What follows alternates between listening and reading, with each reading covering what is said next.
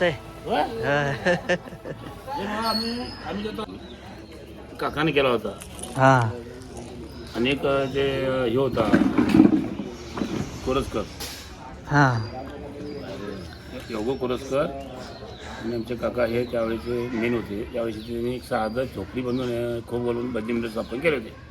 हा मग तेव्हापर्यंत ते भजनी मंडळ भजनी गट झालं होतं. त्याच्यानंतर डेव्हलप होत काय झालं, हे छोटंच होतं, तिथे एकट्याचं घर होतं. हा हा आणि तिकडे पुढं मध्ये थोडंसं म्हणजे भजनी मंडळ जे होतं त्याच्या पाठीमागे आमची जागा होती. हा हा मग हे मंदिर बांधूच काढल्यानंतर हा ही पण या घरवाल्यांना जागा दिला, आम्ही पण यांना जागा दिलो. हा छान मंदिर व्हावं म्हणून. हा मग त्याच्या संदर्भात फार जुनी परंपरा आहे ते मंदिरची आहे. फक्त एक विठ्ठल रुक्माईचा फोटो पुजून भजनी मंडळ चालत होतं. हा मग आता एक मंडळ स्थापन करून आता परत डेकोरेशन केले काय?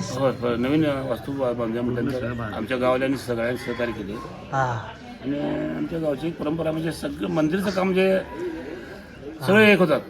हा इतर टायमात राजकारण करतील तर मंदिरच्या कामात सगळे एक होतात. हा चांगली गोष्ट आहे. चांगली गोष्ट आहे. आणि दुसरा विषय म्हणजे आता आमच्या गावात ते माऊली मंदिर झालं, विठ्ठल रुक्माई मंदिर झालं, हा तिकडे महादेव ईश्वराचं मंदिर झालं. ते बी पौराणिक शिवाजी महाराजच्या काळातलं मंदिर, हा ते पण जुनंच होतं. हा आमच्या बालपणीचं बघत होतं त्यांना एकदम झडकान होतं तिथे. आता तिथे सुंदर मंदिर झालं आहे. आणि इथे कल्मेश्वर मंदिर आहे. होय होय आणि तिसरा विषय म्हणजे शेवटचा विषय म्हणजे आमच्या गावात एक हनुमान मंदिर जिथं आहे हा ते शिवकालीन आहे. हा आणि तसं हनुमान मंदिर आमच्या ह्या जवळ आमच्या बेळगाव तालुक्यातूनच ना छोटंसंच आहे, खरं महत्त्व लई आहे. हा हा दक्षिणी भिमुख हनुमान येतो, कुठल्या गल्लीमध्ये? तिकडे शेतात येतो, शेतामध्ये छोटंसं मंदिर आहे. ते असं छोटंच होतं. आता त्या मंडळा डेव्हलप केले. हा आता या गावामध्ये एकच मंदिराची कमतरता आहे. ते आम्हाला ह्याच्यात मांडलो होतो मी, ह्यात करूया म्हणून. हा दत्त मंदिर नाही आमच्या गावात.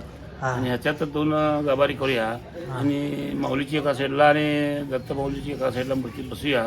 हा आणि त्याला मी जिंकी चांगल्या पद्धतीने देणार आहे म्हटल्यानंतर मला मंडळाने जरा विरोध केले. हा आणि मी म्हटलं 1,11,000 देणगी देतो दत्त मंदिर बांधतो, दत्त मंदिराची मूर्ती भेटतो म्हटलं आणि मूर्ती मी आणतो म्हटलं राजस्थानला जाऊन.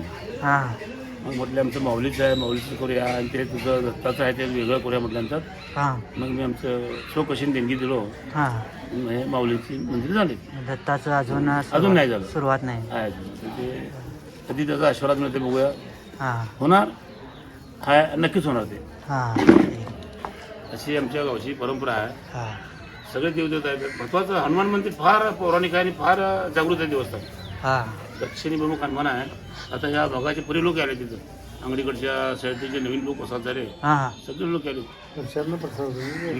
हनुमानजी प्रसाद होते. आणि गाव म्हटलं तर बेळगावच्या फार जवळ होतं, लय माग असलेलं होतं. आता 2007-08 नंतर ह्या गावाचे खरं डेव्हलपमेंट झालंय. रस्ते म्हणा, गटारी म्हणा, सगळे रोड, पाणी, या सगळ्या सुविधा आता 7-8 सालाच्या नंतर झाल्या आणि आता सगळं व्यवस्थित झाले, डेव्हलपमेंट झाले. Yes sir. असं ह्या आमच्या गावची परंपरा आहे. आणि मंदिरच्या बाबतीत सगळे लोक फार हे करतात. कुठले मंदिर म्हणते आता इथं पण वर्धापनी करतात, वर्षात एकदा. याला पण गावचं गाव येतच सहकार्य करतात. माऊलीचं बी वर्धापनी करतात. इथं रुक्माईचं मंदिर आहे वरती, तिथं पण तिथे पण सर्व मिळून काम करतात. आता दुसऱ्या विषय प्रस्ताव ठेवले आहेत लक्ष्मी मंदिरचा, ते अजून सक्सेस झालं नाही. बघूया आता मंदिर बघूया म्हणाले, विषय चाललाय पंच कमिटीमध्ये. दत्त मंदिर, नवीन मंदिर, लक्ष्मी मंदिर आज पाणी झाल्यामुळं विषय चालू आहे. केव्हा त्याचं सुरुवात होती बघायचं. ठीक आहे, नमस्ते करा. एवढे सांगून आम्ही तुमच्या गावच्या परंपरेविषयी विचारला म्हणून तुम्हाला धन्यवाद.